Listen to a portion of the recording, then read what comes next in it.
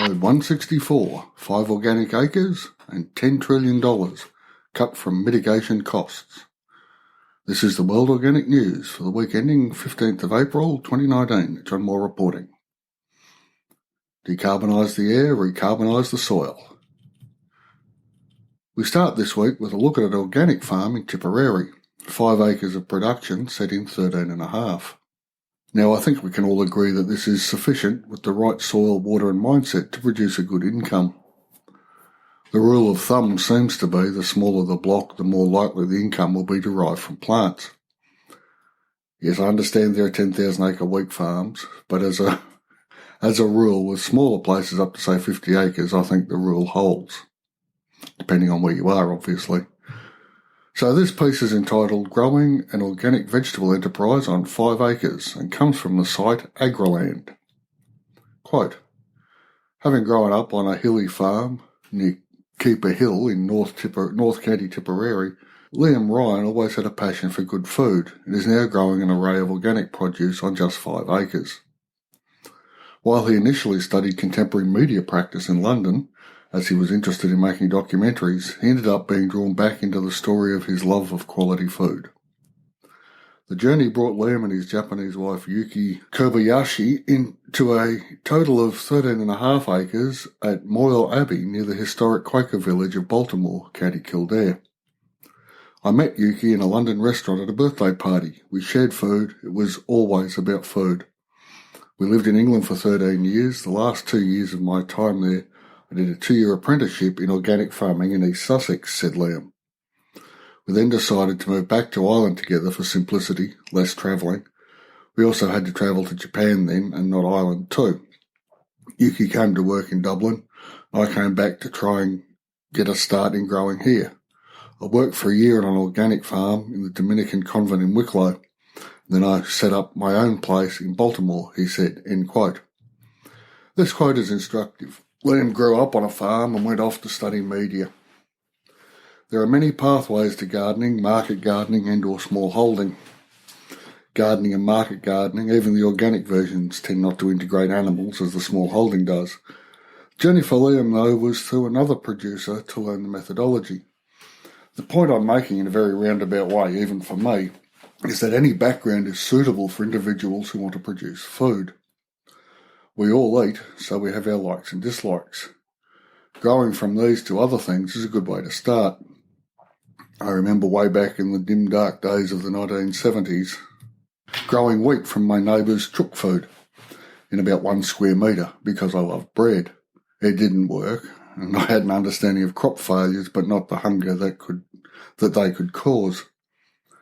The point is, you are more likely to be successful with foods you love than things you think will create an income, at least until you have some experience. Again from the piece. All the produce is grown in a 5 acre field. What we are not actively growing on is kept in green manure ley, and we rotate our crops. At the moment, we are growing leeks, purple sprouting broccoli, spinach, garlic, scallions, mixed salad leaves and kale. But so much more will be coming in the summer. We are particularly well known for our delicious strawberries. They sell at their home farm shop every Friday from 9 till 12 p.m. From 12 p.m. to 7 p.m. and every Saturday at Carlo Farmers Market from 9 a.m. to 2. They also sell a small amount of wholesale to other growers, but this has been reduced as direct sales have flourished. End quote. And this is also a clue for beginners and for those of us into the process for a number of years. For beginners, start small. For the more long in the tooth, remember why we started and that diversifying our end markets is a thing that we will need to do because it will happen as our consumers change over time. The other thing that occurs on this farm is the woofing. Quote, it's a great opportunity for people who want to become growers themselves to earn and learn. We work with the worldwide opportunities on organic farms, WOOF, volunteers throughout the year and currently have 2 woofers from France working with us. We provide accommodation, food and education in organic farming and living.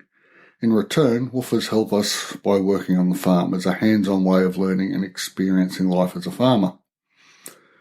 We like to enjoy good quality food together and very much enjoy the social side of eating together and sharing different cultural experiences, end quote. Now, I have issue with some of the woofing setups and their near slave labour approach. I've woofed myself, and it is a very agreeable process. I'm not sure what the setup is at Moyle Abbey, and I have no reason to suspect they are anything but great hosts. But if you are going to follow this path to learning, be careful. The general rule of thumb is 4 to 5 hours work a day, 2 days off a week, all found in keep. Where we were was a little bit different again, but the 4 hours was still a thing, and I enjoyed it, even if it wasn't how I'd garden, live and learn. We were housed, and we were in, and we were running an hostel. It was a slower end of the year, so not too arduous, but great for meeting new people. If you want a great experience, read the reviews before you commit. Some people expect 8.5-hour days, 6 days a week, which isn't in the general woofing terms and conditions, so know what you're up for up front.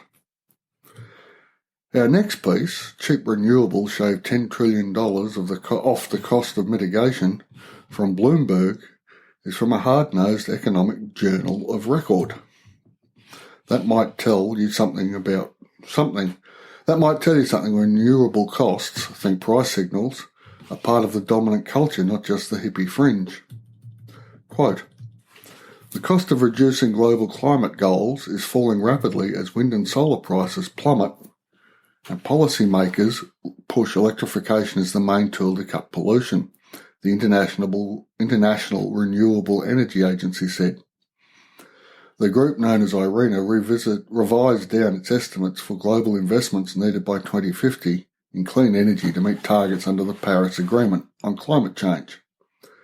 The Abu Dhabi-based group now says $115 trillion is needed, down from $125 trillion a year ago, reflecting lower costs to build wind and solar farms, end quote.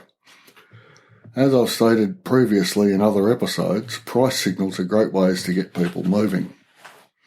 Less expensive solar panels and rising power costs here in Australia have had them sprouting on rooftops all over the place, as well as around the globe. This particular piece points to an overall cost of decarbonising the air.